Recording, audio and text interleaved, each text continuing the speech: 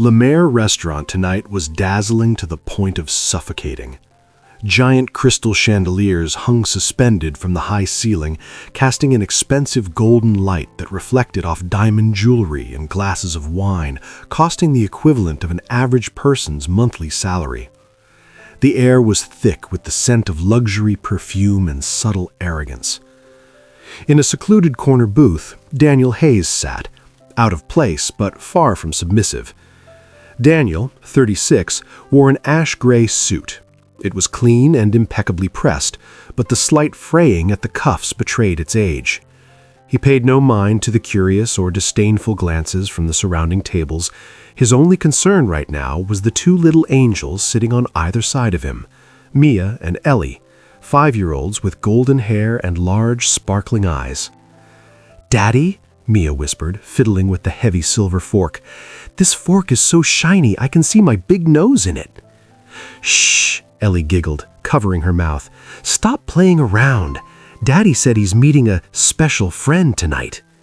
Daniel smiled, a warm expression that softened the rugged features of his weathered face. He adjusted the little bow on Ellie's dress. "Settle down, ladies. Remember our rules. Be polite, no wiping your hands on the tablecloth, and most importantly, don't ask why she wears so much makeup, sir," the two children chorused, then burst into giggles again. Daniel sighed, trying to suppress his nervousness. He had worked hard, taking on 3 extra night shifts repairing high-rise plumbing just to afford this dinner. He wanted to find a mother for his children, or at least a woman who could bring some feminine warmth to their small shared apartment. Precisely at 7:15, the woman appeared. Jessica, that was her name, walked in overdressed and overly dramatic. She scanned the tables, and when she saw Daniel waving, the smile on her face vanished. She strode over, her high heels clicking sharply on the marble floor. There was no greeting. Jessica glanced at Daniel's suit, then stopped at the 2 little children looking up at her with curiosity. "What the hell is this?" she hissed, loud enough for the next table to hear. She slammed her designer handbag onto the table with a thud. Daniel stood up, maintaining a polite smile. "Hello, Jessica. These are Mia and Ellie, my daughters. I messaged you saying I couldn't find a sitter today, so—" "Are you kidding me?" Jessica cut him off, her shrill voice tearing through the restaurant's quiet ambiance. "A date at La Mer, a 5-star restaurant, and you bring these 2 burdens along? Look at you. I can smell the laundry detergent wafting off that cheap suit." Mia looked terrified, her lip trembling, pressing herself close to her father. Ellie was on the verge of tears. Daniel stopped smiling. He slowly sat down, patting his daughters' backs reassuringly. Every eye in the restaurant was on them. Whispers started to rise. "Poor thing. Why bring children here? No shame at all." Jessica, realizing she was the center of attention, became even bolder. She leaned forward, placing her hands on the table and practically shoving her face toward Daniel. "Listen, Daniel, I need a sugar daddy, a man who can take me on European trips, not some broke plumber looking for a free nanny for his kids. Do you think you're worthy of sitting at a table with me?" The tension in the air was palpable. A weak man in this situation would have bowed his head, apologized, and quietly led his children away. But Daniel was not that man. He picked up his glass of plain water and took a leisurely sip, as if savoring the world's most expensive wine. He set the glass down and looked straight into Jessica's eyes. The gentle look from moments ago was gone, replaced by a cold, deep, and commanding gaze that made Jessica instinctively step back. "You're right," Daniel began, his voice low but resonating, every word clear. "I am a plumber. My job is to deal with clogged, filthy garbage, to clean the dirtiest places others wouldn't dare touch." He smirked, a half-smile that was both mocking and intensely masculine. "And thanks to that professional experience, I've just realized that you are the most difficult type of garbage I've ever encountered. You don't just stink, you stubbornly cling to vanity to hide the utter emptiness of your character."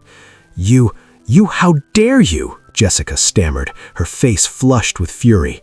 "And let me correct you," Daniel hardened, his voice hardening.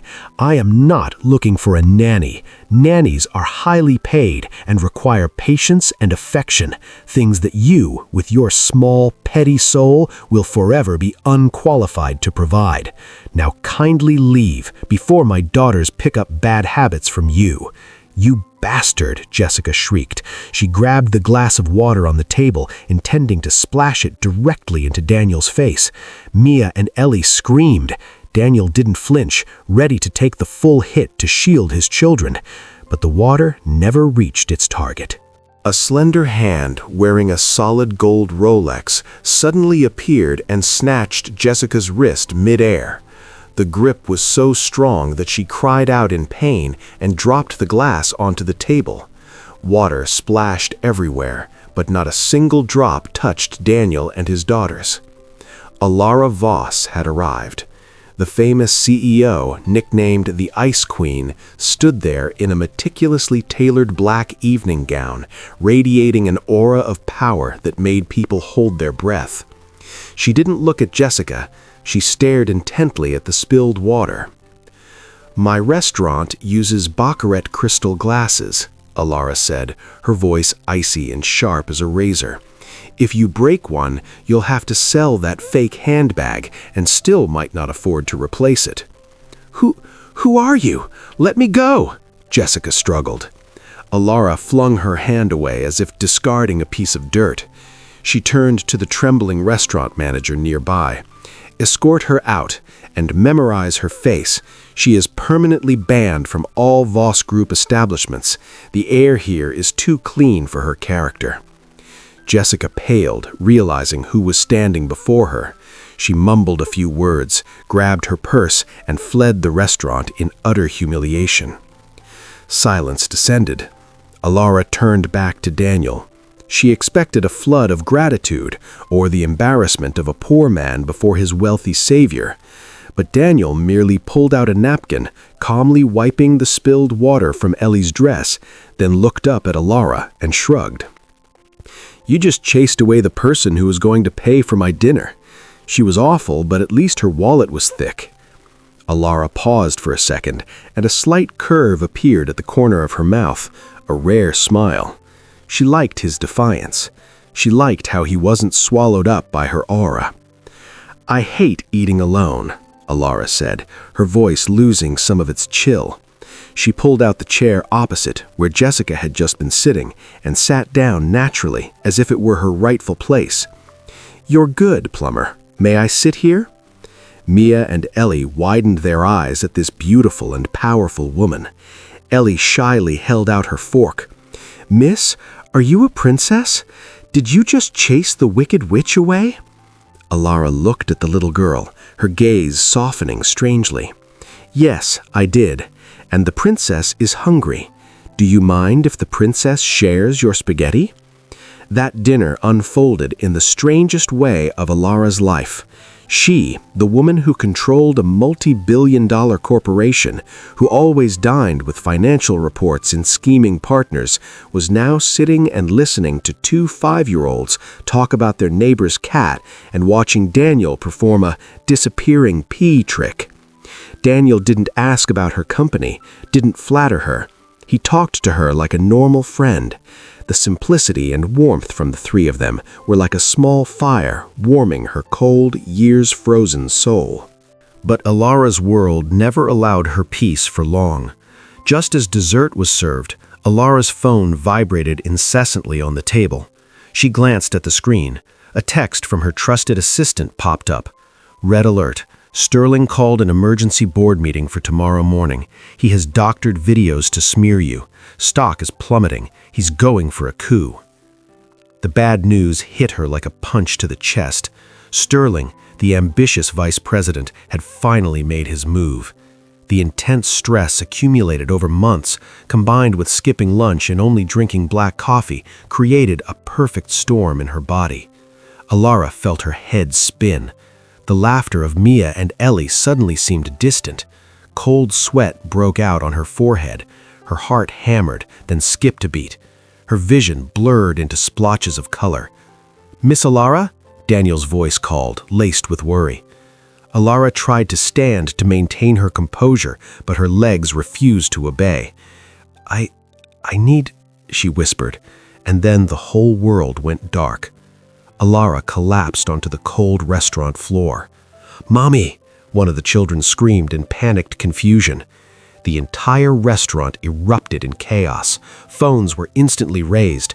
Diners began filming and live streaming the scene of the powerful billionaire collapsing.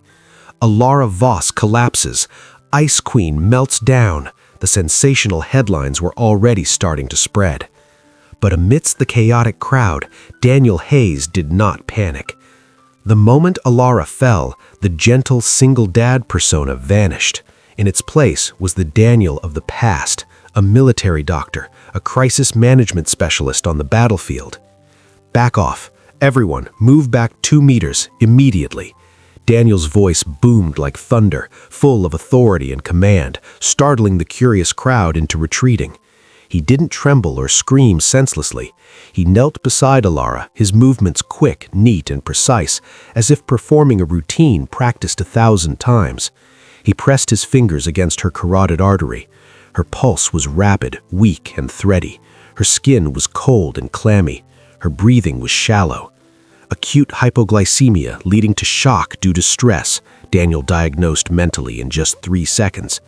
"Manager, bring me 5 packets of sugar, a glass of warm water, and a cold cloth, right now, unless you want her to die in your restaurant," Daniel ordered without looking up. The manager, overwhelmed by his demeanor, rushed to comply. Daniel quickly loosened the button on Alara's suit jacket to ease her breathing.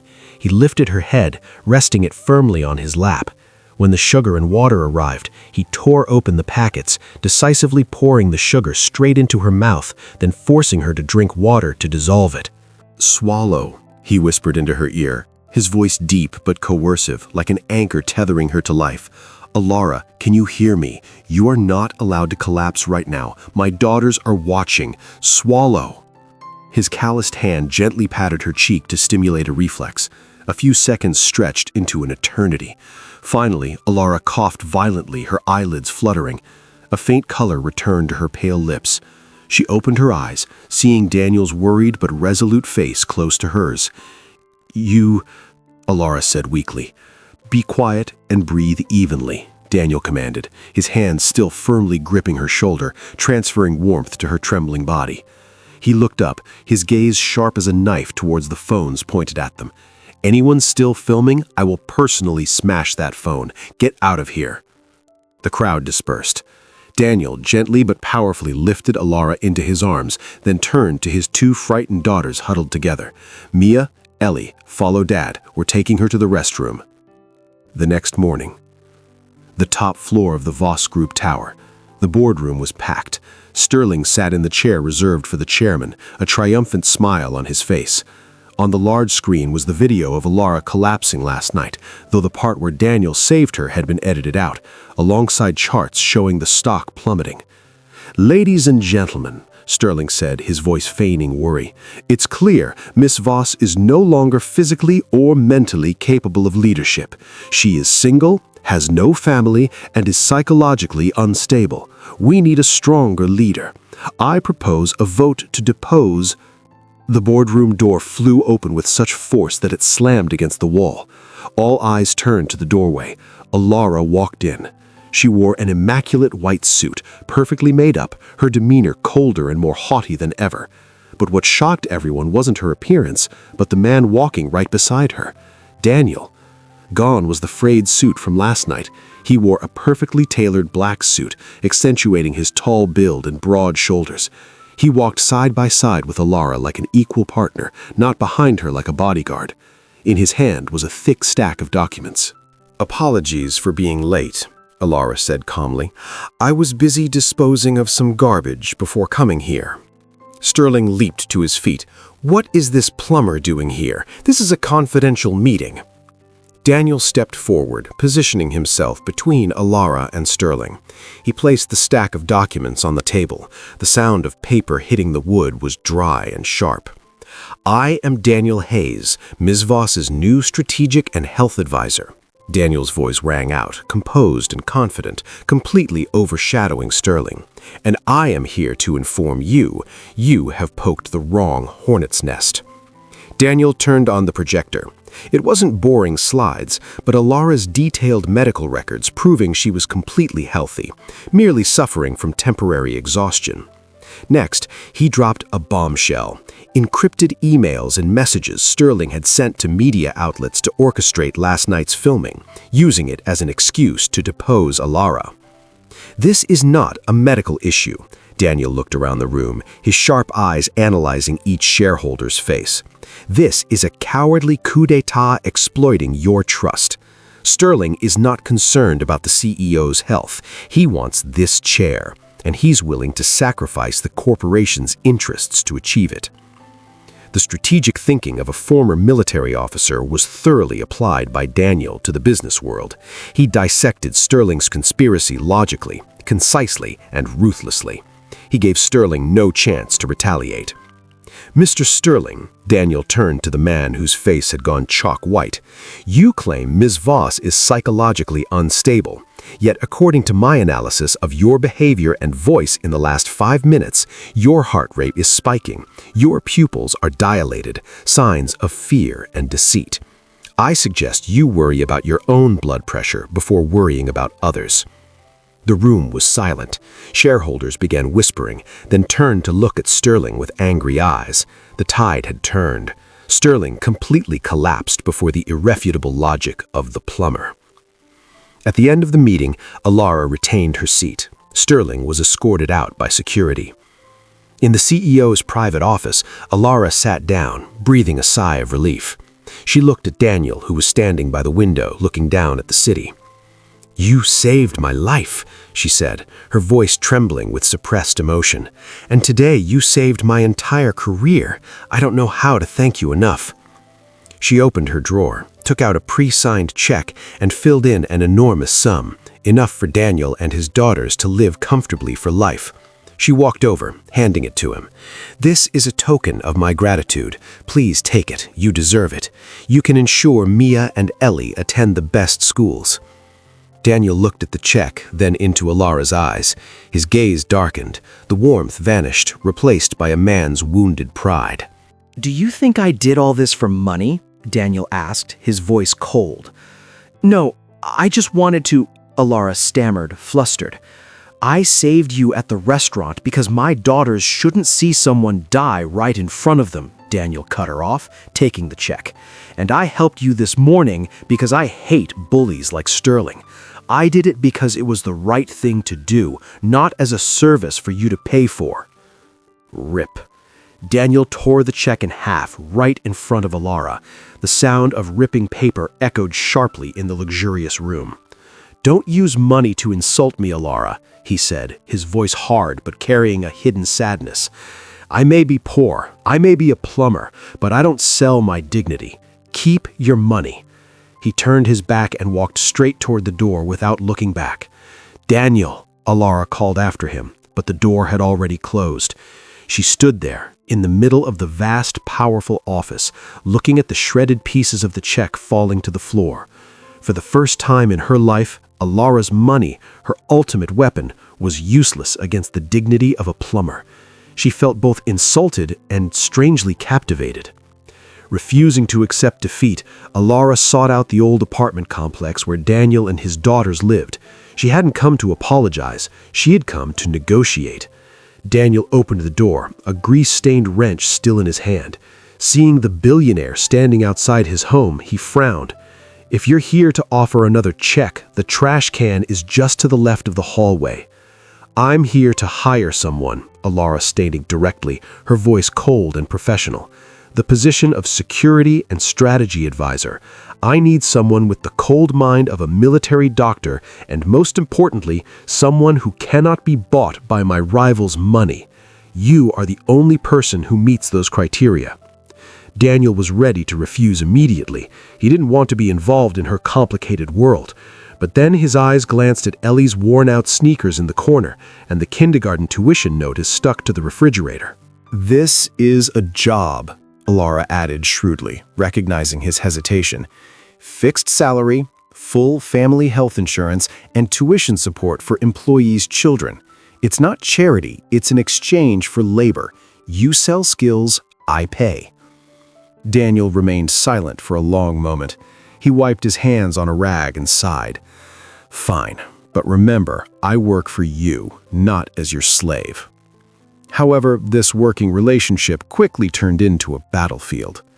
At Voss Group headquarters, Alara was a tireless work machine. She considered lunch a waste of time and sleep a weakness. Daniel was different.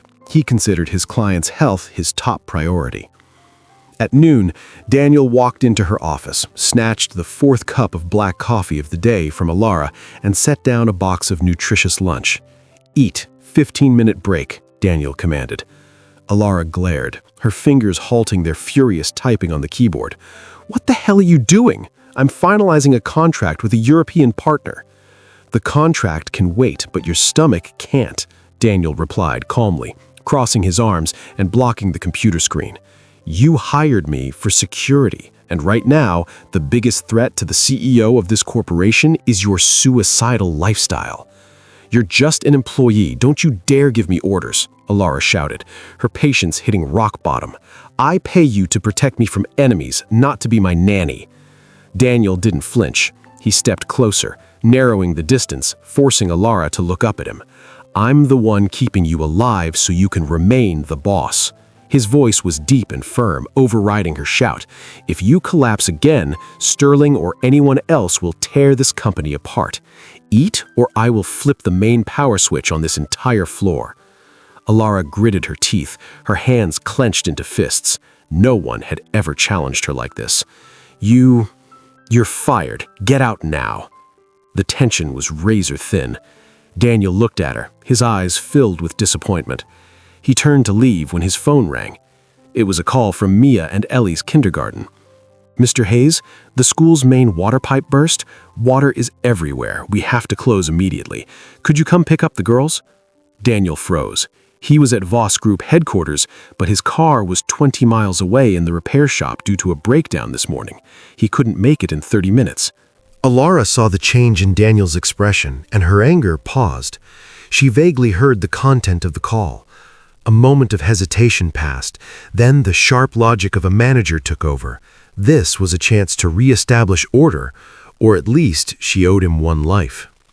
"Take my car," Alara said curtly, tossing her luxury car keys onto the table. "Or have my driver pick them up. You stay here and finish the system security review. Don't let personal matters affect work." Daniel looked at her, surprised. "Are you sure?" "Don't make me change my mind." Alara turned back to her computer screen, trying to appear cold. But things went completely off track. The driver got stuck in traffic. Ultimately, Alara herself, frustrated by her staff's inefficiency, had to drive to pick up the two children and bring them back to her glass skyscraper office, a place that had never seen a trace of children before. The CEO's office, usually as silent as a luxurious tomb, was now in disarray. Alara sat rigidly in her chair, trying to focus on documents, but her eyes kept darting toward the two small beings perched on the expensive leather sofa. Mia and Ellie were not scared. They looked around with wide, curious eyes. "Miss," Ellie spoke up, breaking the silence. She climbed off the sofa and toddled over to Alara's desk. "Why is your room not pink? It's all gray. It's so sad." Alara frowned, about to call her secretary to take them out, but Ellie put her chin on her hand, staring intently at her. "You work too much. You'll get wrinkles, just like the grumpy neighbor next to us. She always yells at the cat." Alara was stunned. She unconsciously raised a hand to touch her forehead. "I don't have wrinkles." Meanwhile, Mia, bolder, had already climbed onto Alara's chair. She picked up an expensive red lipstick Alara left on the desk. "You're very pretty, but you're so sad," Mia said, her voice innocent but touching the deepest corner of Alara's soul. "Can I draw you as a princess? Daddy says princesses have to smile. Smiling is pretty." Before Alara could react, Mia's small, warm hand touched her cheek. The soft, warm sensation made Alara shiver. How long had it been since anyone touched her so innocently? Not a cold, formal handshake, not a fake hug at a party. Alara intended to push the little girl away, but then she stayed still. She allowed Mia to clumsily smear a line of lipstick on her cheek. She allowed Ellie to pull out little stickers of bears and stars from her pocket, sticking them onto the lapel of her $1,000 Armani suit. "There, now you look like bear superhero," Ellie cheered, clapping her hands delightedly. For the first time in years, the staff outside the glass partition were stunned to hear faint giggles echoing from the Ice Queen's office. Alara looked at her reflection in the glass, smudged lipstick on her cheek, funny stickers on her jacket. She looked ridiculous, but also so alive. The office door burst open violently. Daniel rushed in, sweaty and breathless. He had run up from the ground floor because the elevator was overloaded. In his mind, he imagined the worst-case scenario, Alara furious, his children crying, and him being permanently kicked out. "Daniel, I'm sorry. I'm here now. Don't yell at the kids." Daniel stopped, mid-sentence. Before him was not a battlefield. Alara Voss, the most powerful and cold woman he had ever known, was sitting on the carpeted floor. Her perfectly pinned hair was slightly messy, there was a red lipstick smudge on her cheek, and she was playing with paper clips with Mia and Ellie. Hearing Daniel's voice, Alara looked up. Their eyes met. Gone was the sharpness of a difficult boss. Gone was the defensiveness of a proud man. Daniel saw a rare softness in her eyes, a loneliness filled by the sound of children's laughter. He saw a woman yearning for affection beneath the armored shell. And Alara, seeing Daniel's panicked look turn to astonishment and relief, felt a warmth run down her spine. The ice wall she had painstakingly built over years had cracked, not by a punch, but by tiny fingers and cheap stickers. "Daddy!" Mia and Ellie cheered, rushing to hug Daniel's legs. "Ms. Alara is playing Bear Princess. She's so nice." Daniel bent down to stroke his daughter's heads, but his eyes never left Alara. He smiled, a smile devoid of any mockery or defense, only gratitude and a subtle, creeping sense of attraction. "The bear stickers suit you, boss," he said, his voice husky with emotion. Alara stood up, adjusting her suit, trying to regain her solemn demeanor, but failing miserably because of the lipstick on her cheek. "Don't get used to it," she said, but her tone was softer than ever. "Next time, be on time to pick up your children. I don't babysit for free." Daniel laughed. The class and status gap between them had been erased by those little bear stickers. They didn't know that this was the fateful moment that turned the employer-employee relationship into something deeper, more resilient, and fraught with dangers that lay ahead. The Voss Group's annual charity gala was dazzlingly extravagant, but the atmosphere was quickly shattered by shouts. Sterling, the bitter former director, had returned. He wasn't alone. He had brought the police. "Arrest him! He stole the ambassador's $500,000 Patek Philippe watch." Sterling pointed a finger at Daniel, howling triumphantly. When the police searched Daniel and pulled the watch out of his suit pocket, the entire room gasped in horror. "You trusted a rags-to-riches guy. Now open your eyes and see his petty thieving nature," Sterling laughed maniacally. The cold click of handcuffs echoed. Mia and Ellie, dressed in princess dresses, screamed when they saw their father being pinned down. "Don't arrest Daddy! Daddy is a good person!" Alara trembled. Her rationality told her to stay silent to protect the corporation's reputation. But when she saw a tear roll down Ellie's cheek, her safe script dissolved. She snatched the microphone and strode onto the stage, standing right in front of the police guns. "If you arrest him, you must arrest me too," Alara's voice rang out, sharp and resolute. "This man is my integrity. He doesn't need to steal, because he is richer in dignity than all of you combined." The entire room held its breath. Daniel, despite being restrained, looked up. He winked at her, a strangely calm wink. "Easy, boss. Let me handle this." With the trained eye of a seasoned investigator, Daniel calmly addressed the police chief. "Check the camera at the 3 o'clock position. Sterling obstructed it 5 minutes ago." Check the fingerprints on the watch face. There are only the fingerprints of that waiter, the one trembling in the corner. And most importantly, I'm right-handed, but the watch was in my inner left pocket, a position only someone bumping into me from behind could have placed it in. In just 3 minutes, Daniel exposed the entire clumsy setup. The waiter confessed, and a visibly pale Sterling was caught in the act and arrested amidst mounting panic. Once uncuffed, Daniel didn't adjust his suit. He rushed to tightly hug his 2 trembling daughters, then turned to Alara, who stood there with red-rimmed eyes. "Why were you so reckless? You could have lost your entire corporation for a low-level employee." His voice was hoarse. Alara stepped forward, grasping his hand in front of hundreds of live-streaming cameras. A corporation can be rebuilt, but a family cannot. 6 months later, there were no candles, no roses, and no soft music. In the small living room of Daniel's apartment, Alara was frowning in concentration, struggling to braid Mia's hair.